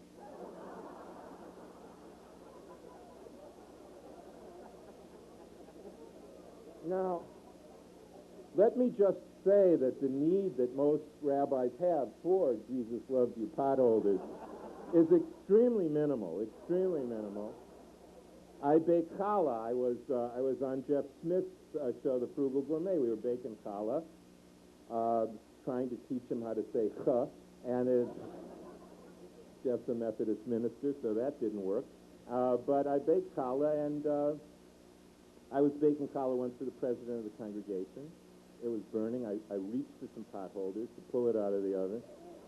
Jesus Loves You potholders, pulling out the Shabbos challah for president of my synagogue, and she said to me, I really think you may have been hanging around with Monsignor Hartman just a little bit too much. So anyway, we go into North Shore Hospital, and we go up to the room, and this woman is in the room, and Tommy says, yeah, that's her. We go in, and she looks up, and Tommy starts talking to her, and if any of you are ill and in need, obvious, don't call me, but call Tom. It is a gift beyond describing. It is a breathtaking gift.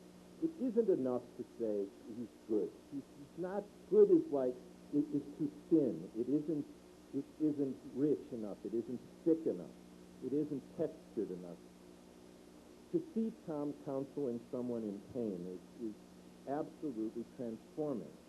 And he began speaking to her and telling her, I remember what he said. He said, you know, you're going to die, but you're going to heaven.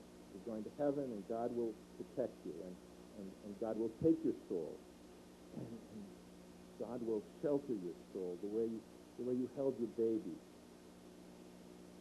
I'm weeping because it's late, and he says to her finally, "Don't you understand? You have nothing to fear." And she just starts weeping.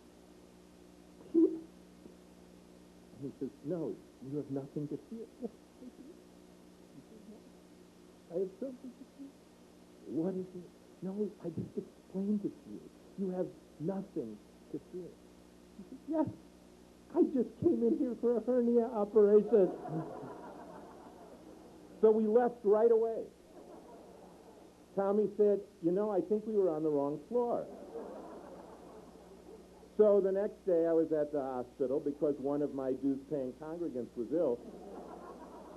And I saw a little sign, "If you see these men," and they had the likeness of Tommy, this good-looking, hunky guy. And as for my likeness, all they had was this nose that went off the page and a little bow tie. They said, "If you see these guys, call security right away." These are the things that Tommy is capable of doing, and that is why I can't see his friend anymore. Also, I can't afford to do any more books with him because we got a letter from our lawyer, our agent. I want to apologize for calling him the little Jewish guy who collects the money. He's much more than that. In fact, someone else collects the money. He is a brilliant and wonderful teacher and friend, Shelley Fogelman. And Shelley called one day and said, "Well, here's your account. You sold 50,000 copies of How Do You Spell God, but Tommy gave away 100,000 copies." So we're like deep in the hole. So Tommy and I are going to go out to those Rosary Societies, and we're going to say, "We gave you the books, now cough it up." And so that's what we're going to do. There are prayers that need to be said. The first is I have two prayers. The first prayer is a prayer that follows I just have a list for you of the honors Tom has received in the last year. In the last year or so. Tommy has been given the Harry Chapin Award from the Long Island Association, the Cardinal Mercier Award from the Knights of Columbus. I got that one too. That was great. They had their long swords there and those cheap tuxedos. They had we walked underneath the swords, and I said, "This is the first time that a Jewish guy has been in a room with 100 Catholic guys with swords and not been afraid." So he got that. He was Man of the Year in the last year or two. Just Man of the Year, just a few, and I left out about 10, from the Girl Scouts, from the EAC. I don't even know what the EAC is. The Malloy College, St. Joseph College, New York Institute of Technology, the Advancement of Commerce and Industry, the Brotherhood of Christians and Jews, the Rotary Society, Man of the Year of the Helen Keller Services for the Blind, Family Services, the Graymore Friars, Children's House, Mama's House, the Girl Scouts, and Tommy was just made the chaplain of the Nassau County Police Department. So I think this prayer. This is the first prayer. Dear God, let us all bow our heads and pray. Dear God, could you please find someone else to honor? There are plenty of worthy people here. This one guy, he's very good. He's very good. He's a very good guy. He's my best friend. He's been honored enough. Way more than enough. Please find someone else to honor. There's other good people, other clergymen from other faiths. who well and truly serve their dues-paying congregants. Please find someone else to honor. Amen. All right? Now, I would just like to ask this question. Is anyone in this room sure beyond a shadow of a doubt that Tommy is indeed a priest? I mean, has anyone ever checked this out? He doesn't look like a priest. He's got more money than all the priests. He knows more powerful people than any priest. He has every press clipping and award ever given to him on the walls of Telecare. Have you ever seen any priest papers on the walls of Telecare? No, you haven't. Have you ever seen the Doctor of Ministry on the wall? No, you haven't. So I checked, and Tom was supposedly graduated from the seminary in Albany, Our Lady of the Perpetual Acura, and when I asked them, which has been given to him by our friend Mike Pascucci, the most philanthropic man I know, truly, truly, and if you are a priest, go to him right away. This man is the easiest touch in the world. So anyway, they never had a person named Tom Hartman who graduated. They had a Tom Hortman. They had a Ted Hartman, but no Tom Hartman. There used to be a used car salesman, a good-looking, blonde, tall guy, who once came through trying to date some of the nuns, but they kicked him out, and they never heard anything about him again. So I think he's truly not a priest. I have another theory. It's one of two things. Tommy is either a saint or he may be something more. Leonard Cohen wrote, "A saint is someone who has achieved a remote human possibility." It is impossible to say exactly what that possibility is. I think it has something to do with the energy of love. Contact with this energy results in the exercise of a kind of balance in the chaos of existence. A saint does not dissolve the chaos. If he did, the world would have changed long ago. I do not think that the saint dissolves the chaos even for himself. For there is something arrogant and warlike in the notion of a man setting the universe in order.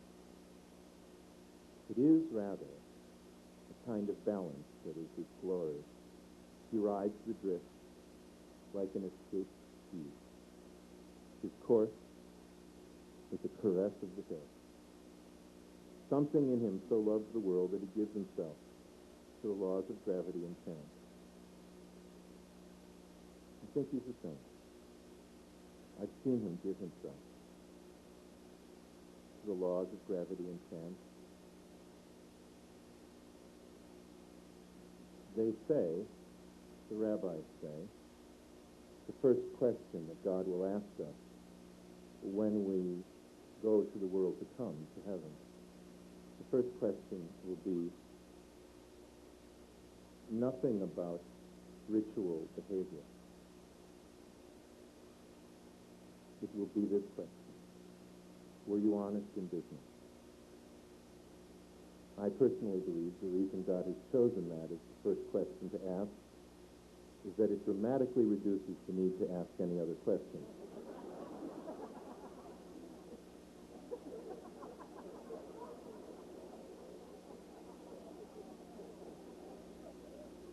However, the last question that God asks is this question: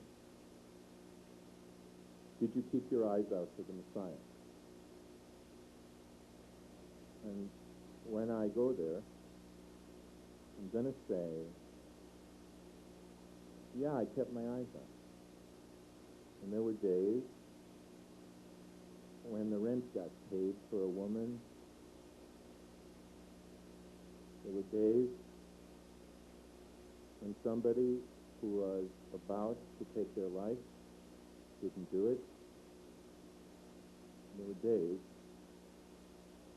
when somebody who had lost all hope recovered hope. There were days when people who thought that all there was to life was buying something and selling it for a nickel more learned that that isn't anything about life. And all those times when I saw all those things, you were doing in China.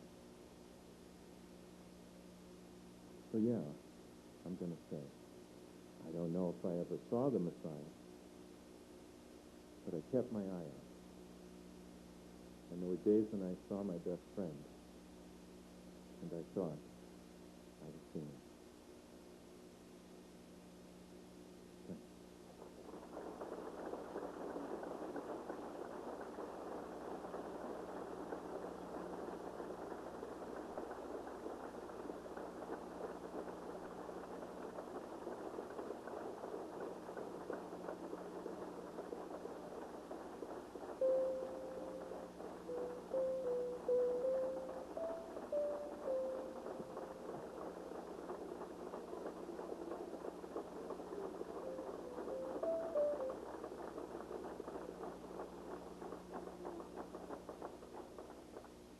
I think some of you suspect Rabbi Gelman is a pretty good fellow himself. I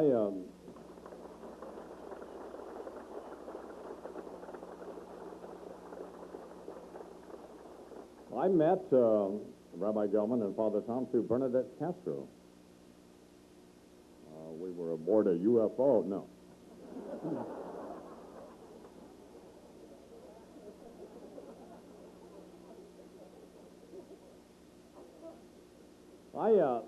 I asked Father Tom once that if the church would allow marriage, would he get married? And his eyes glazed over, and I took that to mean yes. But he seems to be doing pretty well. He seems pretty calm and stuff. So. He's a wonderful human being, and here he is now, Father Tom Hartman.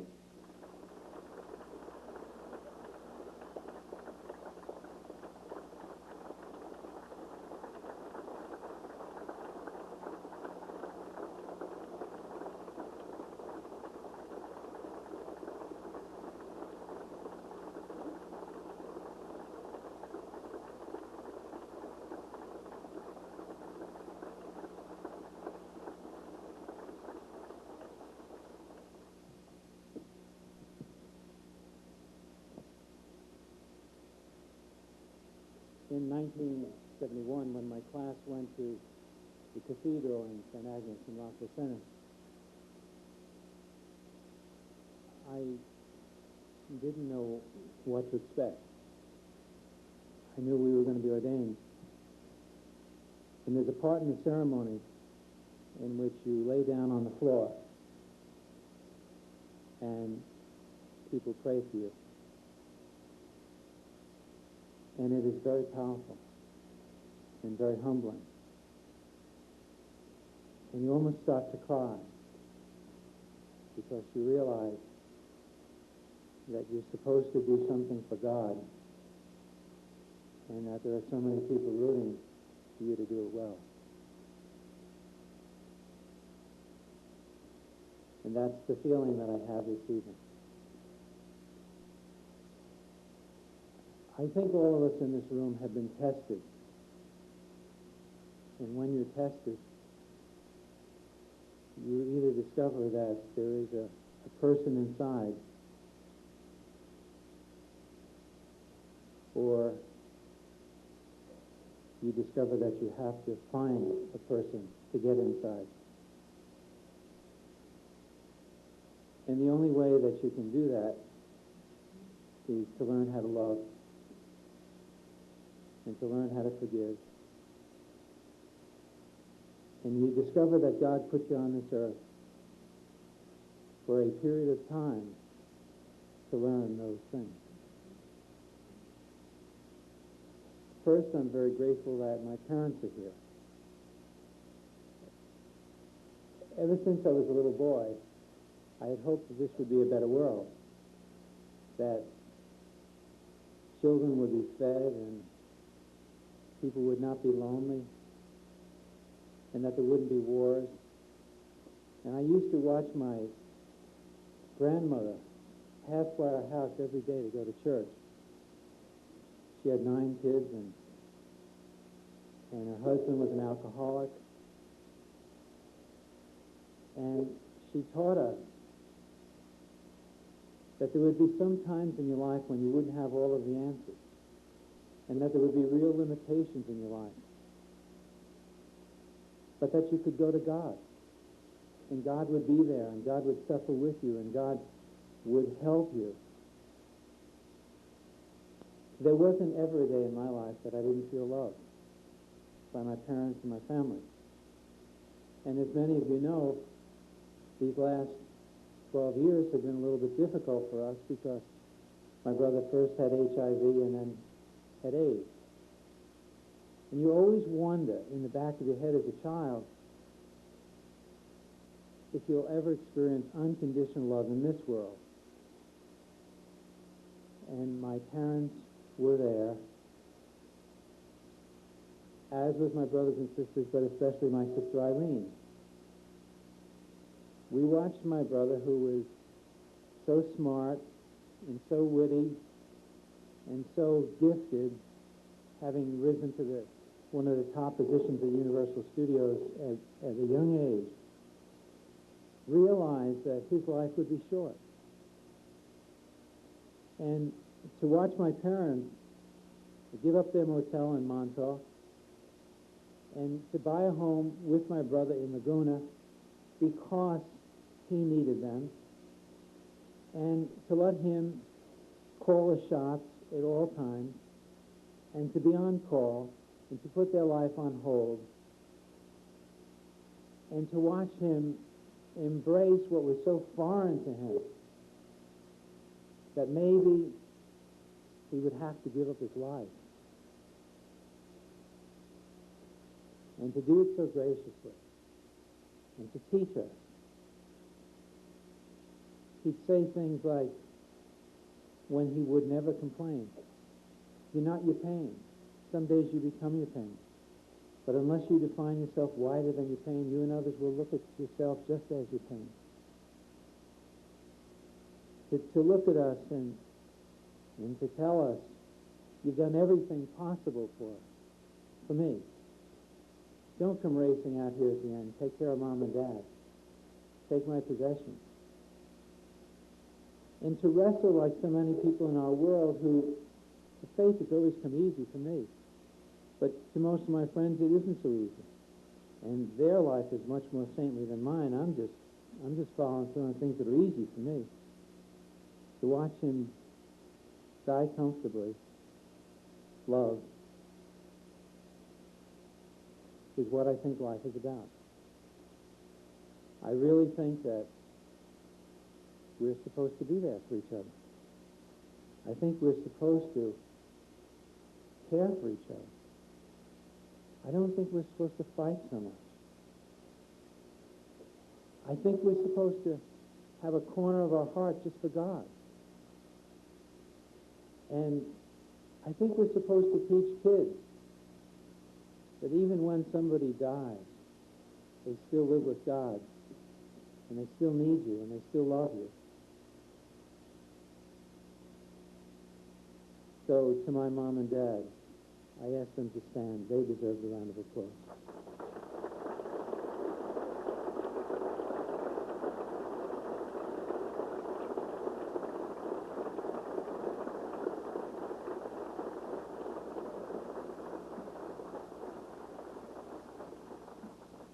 I'd like to give my mom some roses. I've always wanted to do this.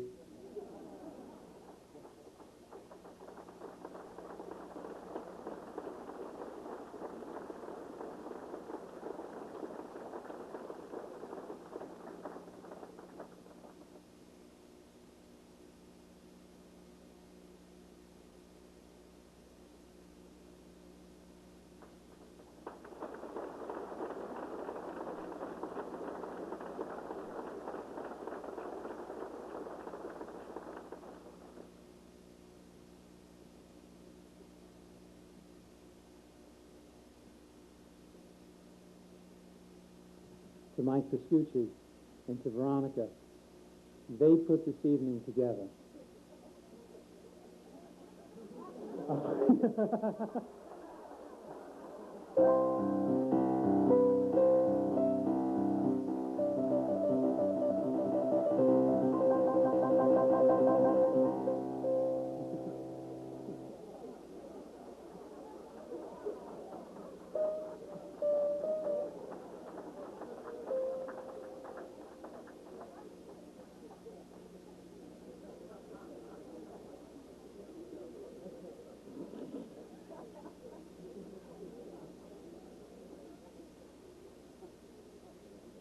Look busy.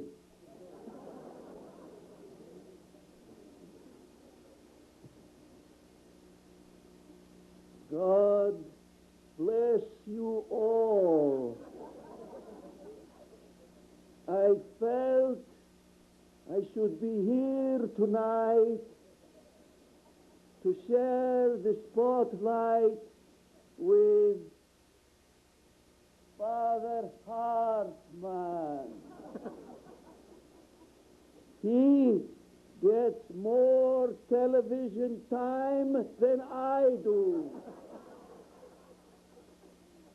I also want to get a small commission on all of those baptisms and marriages he performs. After all, he works for me.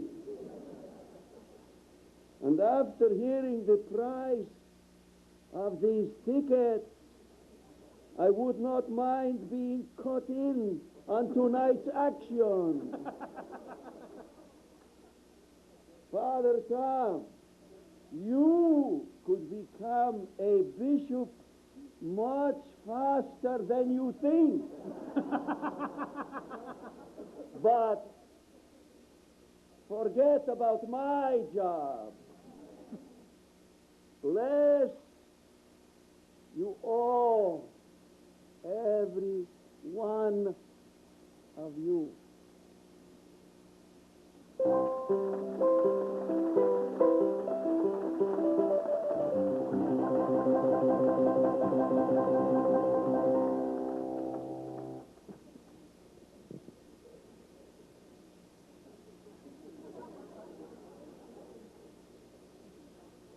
When the boss comes,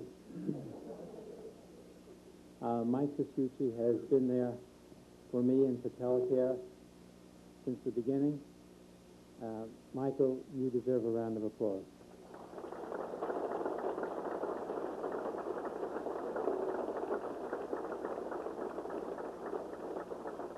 The beautiful journal that was done, Veronica Aloka.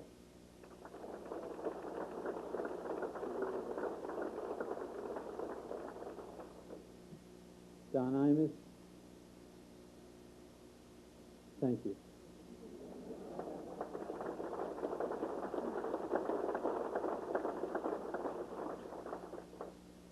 He is a man. Tell me one other radio DJ in the country who's raised $7 million for children.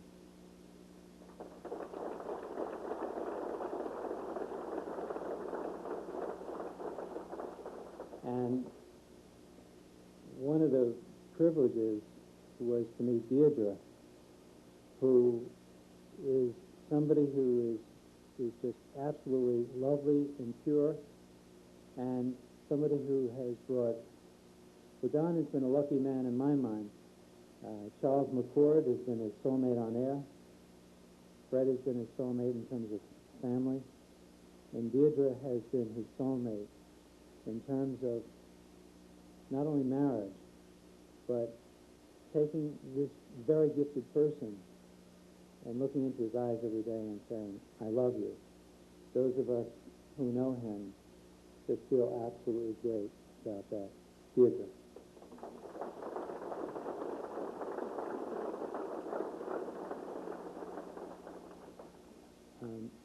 Bernadette Castro, she brought us together, but what I admire about Bernadette is she is somebody who is an inspiration to women.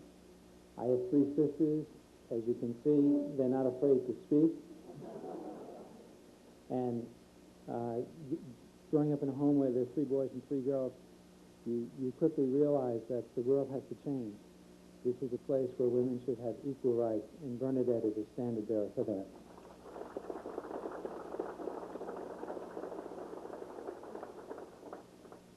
Ed Lowe and I did go to the seminary together, and we were very different personalities. And when we were setting up that show, I wasn't sure that Ed would say yes. What I've discovered, as I have so often, sometimes you feel as though people in the business community are not as honest as people in the church. I haven't found that at all. And Ed Lowe is somebody that I deeply admire. because he's always looking for the truth, and he's always fighting for the underdog. And he has in Mutt his own notoriety as an excellent writer. Go to his head. He really writes over and over again about the little guy in the street, Ed Lowe.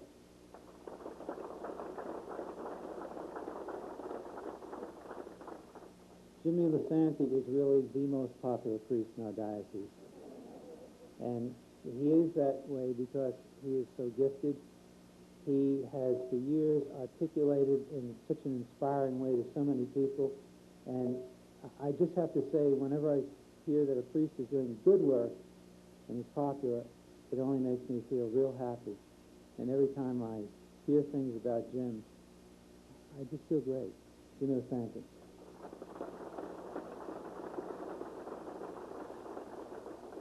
When Mark and I came together, I sincerely believe it was a gift from God.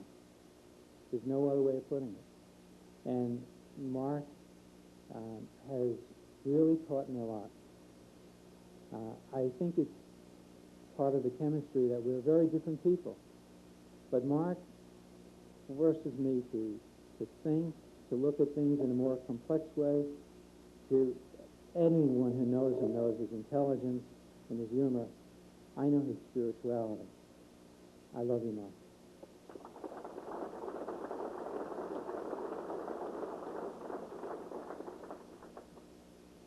I had a lunch with Al D'Amato, and I said to him that he is one of the most gifted people in terms of being straight with you and getting things done. I believe the challenge that Al D'Amato has is a hard challenge. It's the challenge of becoming a statesman. And that's not easy. And I think he has his best days ahead of him. He is what Don says he is. And the challenge is to continue to grow.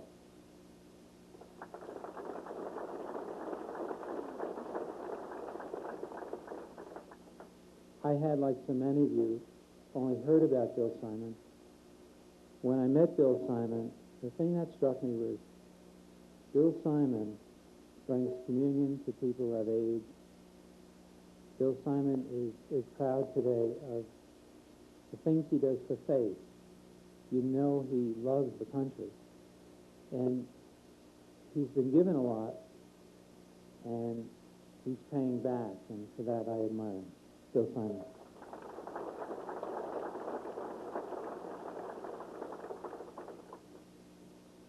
My sister Eileen is obviously beautiful, and she's intelligent. But Eileen could have easily slid through life. She could have relied on her personality to get through. Eileen, for those who know her, came up big with my brother. She was his best friend. She was his soulmate. When he got bad news, they went to the beach together to walk.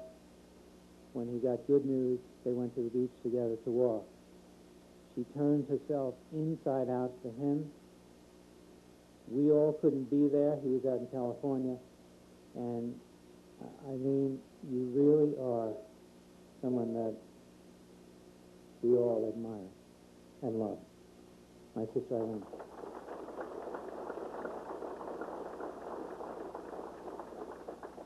One of the deepest privileges of my life, I was once asked if I had a choice between doing a TV show or going to the hospital to visit someone who was dying. What would I do? And I said, hands down, I'd go to the hospital. I really don't think I've been called to do TV and radio. That's really only a sidelight in my life. And one of the privileges that I've had is doing baptisms and weddings and that. Bernie asked me if I would do the baptism of his child, and Eileen and Steve are here also. And it's really a privilege because I didn't become a priest to do television. And in some small way, I see clearly what the sacraments are about, and any time you touch God, you're a better person. And Bernie is not only such a gifted comedian, I mean, he makes life easier for all of us. He is so funny. And yet at the same time, he's such a respectful person. Off air. Bernie McGurk.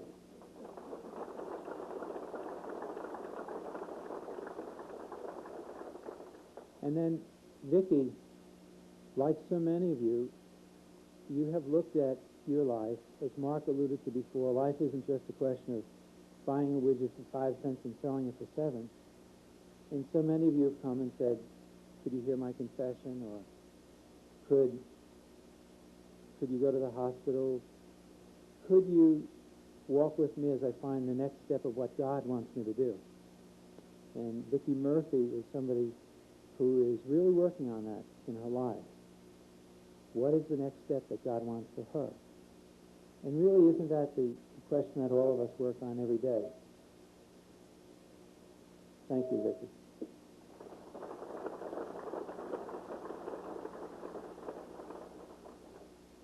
And finally, if this is a tribute to perhaps a little bit of the work that we've been involved in together, I can't tell you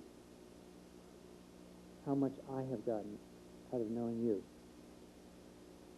I think almost every person in this room I know personally. And I have gotten a lot more than I've given. Please pray for me that I could do God's work better. Thank you.